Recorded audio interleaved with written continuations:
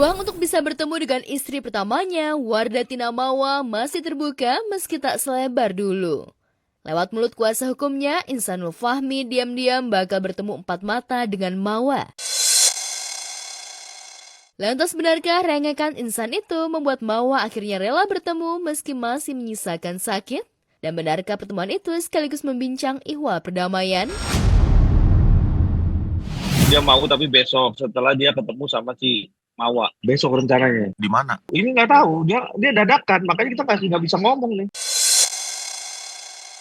Kalau insan kemauannya sepertinya masih ya kalau insan kemauannya. Kita akan lakukan pertemuan ya antara Insanul dengan Mawa berdasarkan komunikasi dengan pihak penasihat hukumnya Mawa. Ya memang ada dari lawyernya pihak insan mencoba menghubungi kami dengan etikat baiknya. Dia mencoba untuk bertemu dengan Mawa dan keluarganya. Namun untuk waktunya memang kami belum bisa sebutkan kapan. Ini masih dalam proses pembicaraan dari lawyer.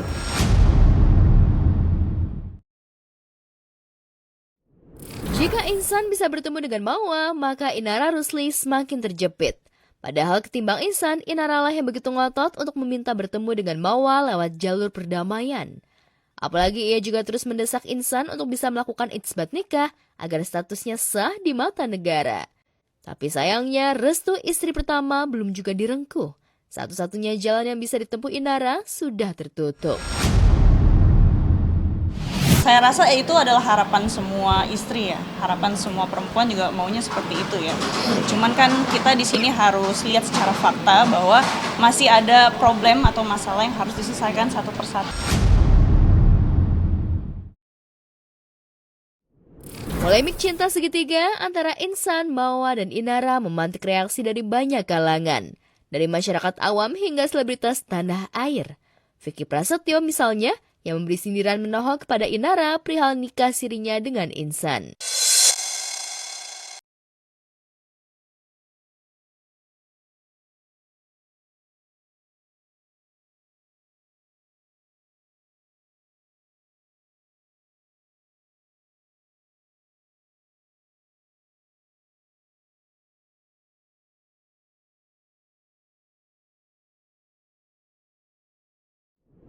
Bukan hanya Vicky, Prilly Latuconsina juga begitu geram dengan orang yang menormalisasi poligami untuk menyakiti istri pertamanya.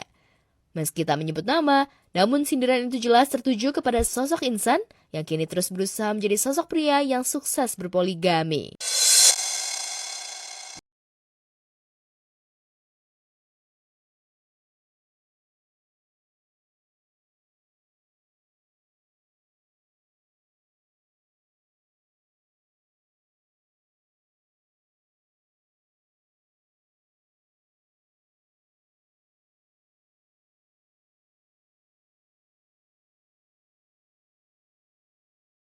Harus selesai sama diri sendiri sih, karena biasanya orang yang nggak puas sama satu hal itu belum selesai sama dirinya sendiri. Jadi kayaknya harus selesai sama diri sendiri, cari tahu dulu apa yang dimau, baru jalan hubungan komitmen sama orang lain.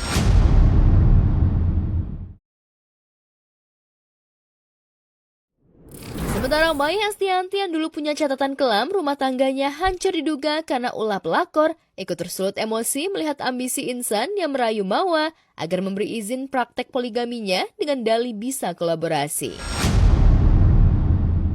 Insan seperti membayangkan jika Inara dan Mawa disatukan dalam urusan pekerjaan bakal mengail cuan. Ya kali seumur hidup bakalan merasakan pahitnya ya. Mungkin menurut dia itu hal-hal indah lah. Lagi pula kan aku juga tujuannya ke depan bisa kolaborasi, bukan aku biarin. Mawa itu jago banget konten. Jago banget konten. Tapi bagi aku tuh aku nggak bakalan bisa hati aku dibagi, Bun. Tapi dia selalu bilang, nanti nggak dibagi dong, nanti kamu aing satu, ini satu gitu. Konteksnya gimana tuh? Pokoknya banyak yang hal-hal indah yang dia bilang nanti kita bisa gandengan. Kayak ya itu indah buat lo, nggak indah buat gue. Iya. Gue emosi nih gue.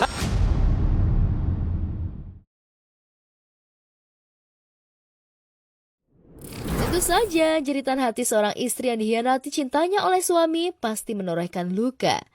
Tapi sayangnya, Inara yang sempat mengalami hal yang sama justru telah menyakiti hati wanita lain dengan menikah siri dengan Insan.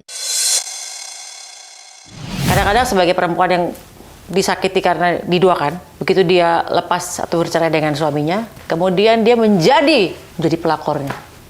Karena ada dendam yang tidak sadar nih, ya pokoknya sakit, painful lah ya. Mirroring menjadi pelakornya. Itu banyak loh seperti itu terjadi. Makanya kan harusnya sembuhin dulu lukanya sebelum dia itu mau masuk ke dalam rumah tangga orang. Dan aku ngerasa dia belum sembuh dengan luka itu, makanya memberikan luka pada perempuan yang lain.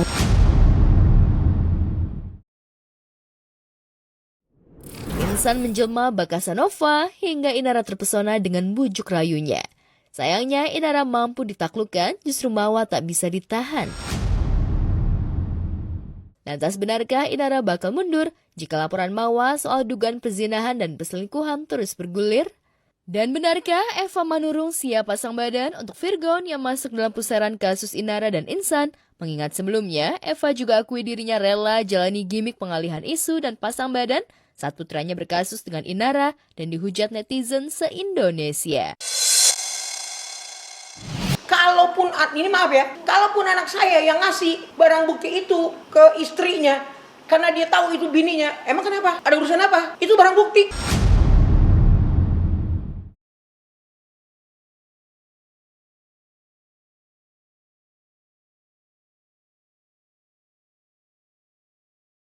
Kebahagiaan Clara Sinta bersama suami barunya Alexander Asad sepertinya terusik.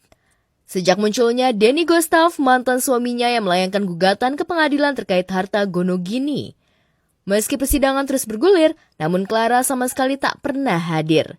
Namun karena serangan itu terus-menerus menghujamnya, selebgram yang gemar flexing kemewahan itu menggait Sunan Kalijaga untuk melawan semua tudingan tersebut. Tentu saja gugatan yang dilayangkan Denny membuat Clara bingung. Apalagi pundi-pundi rupiah dan harta benda yang selama ini dipertontonkan di sosial media merupakan hasil jerih payahnya. Tak ada sama sekali andil dari Denny. Bahkan ketika menikah, Denny datang membawa setampuk hutang piutang yang akhirnya beban itu dipikul Clara. Dan waktu itu sempat viral 2 mobil mewah hasil dari kocek pribadi digadai oleh Denny hingga sempat ditarik pihak leasing.